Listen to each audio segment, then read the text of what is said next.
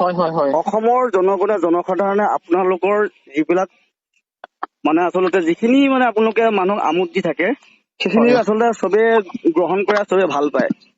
এক হয় নম্বৰ কথা। 2 নম্বৰ কথা, এটা জনগোষ্ঠীক আপোনালোকে এনেধৰণে তাচ্ছিল্য কৰাটো আচলতে এইটো ভাল কথা নহয়। 2 নম্বৰ কথা।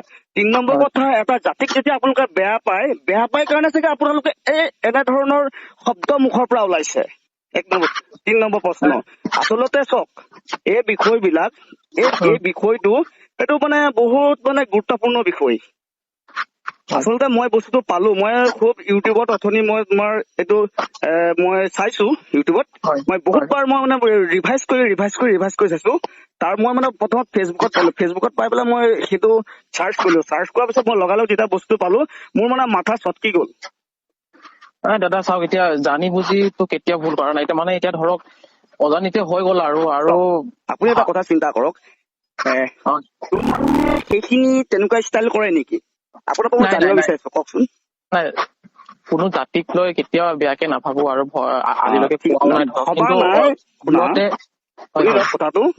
ভবা নাই হয়, যদিহে প্ৰকৃততে আগত নাভাবিল, আগত যদি ভবা নাছিলে, তেতিয়াতো বেলেগ আৰু জনগোষ্ঠী আছে। অসমতো অকল এটা জনগোষ্ঠী নাই ন, হয় বহুত জনগোষ্ঠী আছে। কিন্তু বেলেগক কিয় কথা নকলে? অসমতো বহুত আছে তেনেকুৱা ধৰণৰ, বেলেগক হয় ক'ব পাৰে। কথাটো তেনেকুৱা। চব সদায় পক্ষটো চাব লাগিব, যে নাপায় মানুহে কেতিয়াও নিন্দা কৰিব নাপায়। ভূপেন হাজৰিকাই কৈ গৈছে, আমাৰ মহৎ লোক আমাৰ কিমান আছে কওক। ভূপেন হাজৰিকাই সতীৰাধিকাৰ পৰা ধৰি আৰু নকৰে আপোনাক আৰু মানে নাই ইমান যে বহুত আছে। হয় হয় কৈৱৰ্ত বহুত সন্তান মহেন্দ্ৰ হাজৰিকাৰ পৰা ধৰি আৰু বেলেগ আৰু নকৰে আৰু। নহয় দাদা, এতিয়া তেনেকুৱা এটা ইমান হেৰি মানুহক আজি ভূপেন হাজৰিকাক আপোনালোকে ইটিকিং কৰিছে, সতীৰাধিকাক ইটিকিং কৰিছে, আপোনালোকে ডক্টৰ ভূপেন হাজৰিকাক ইটিকিং কৰিছে। নাই দাদা, সেয়া এতিয়া নজনাকে ভুলটো হ'ল আৰু সেইবাবে ক্ষমাটো বিচাৰিছো আৰু।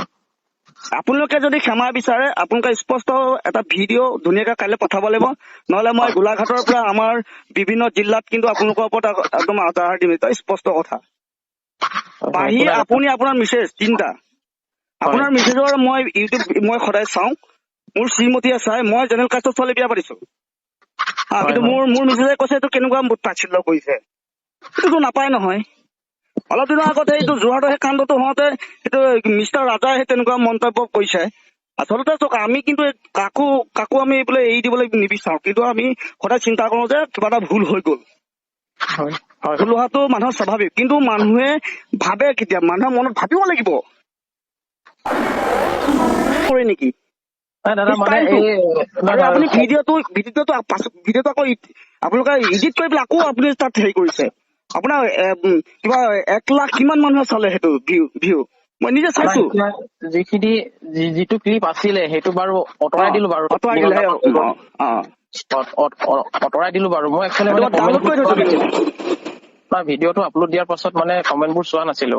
অ হয়তো লগালগ চালে সোনকালে আঁতৰাই দিব পাৰিলোহেঁতেন। আৰু শব্দটো মানে সেই শব্দটোৰ অৰ্থটো ভালদৰে বুজি নোপোৱাৰ কাৰণে এইখিনি ভুল হ'ল আৰু চাওক, সেইকাৰণে আজি ক্ষমাটো বিচাৰিছো আপোনাৰ। আপোনালোকে ইমান খিনি কাম কিছুমান কৰিব জানে, সেই কথাটো হয় অৰ্থটো বুজি নাপালো বুলি ক'লে আপুনি আৰু লাজহে পাব মানুহৰ ওচৰত। তেনেকুৱা ধৰণৰ মন্তব্যবোৰ নিদিব। মই ক'বলৈ মই বেয়া পাওঁ, মানে তেনেকুৱা ধৰণৰ কথা ক'লে মই বেয়া পাওঁ শুনি। একো নাই দাদা, এতিয়া অহা কাইলৈ বাৰু ভিডিঅ' এটা বনাই পিনে দিম বাৰু, বেয়া একদম নাপাব। আপুনি